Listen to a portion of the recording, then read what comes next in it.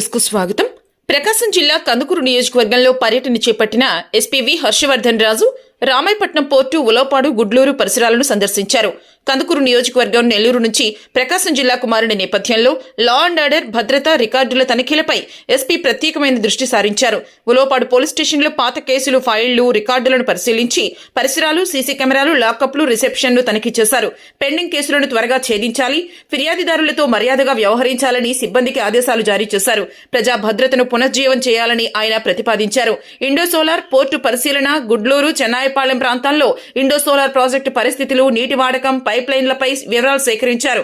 Ramayapatnam port పరిసరాల్లో నిర్మాణం, రవాణా, కార్మికుల రద్దీపై పోర్టు అధికారులు, ఇంజనీర్ల నుంచి సమాచారం అడిగి తెలుసుకున్నారు. పర్యటనలో ఎస్పీ పాత కేసుల వేగవంతమైన పరిష్కారం, ప్రజా ఫిర్యాదులపై మర్యాదపూర్వక చర్యలు, కందుకూరు పరిధిలో భద్రత, పారదర్శకత కోసం సిబ్బంది ముందుండాలని ఆదేశించారు. ఈ కార్యక్రమంలో Kandukur DSP Balasubrahmanyam, Gudluru CI Mangarao, Kandukur CI Altaf Basha, Gudluru SI Venkatrao, marine SI Sharif తదితరులు పాల్గొన్నారు.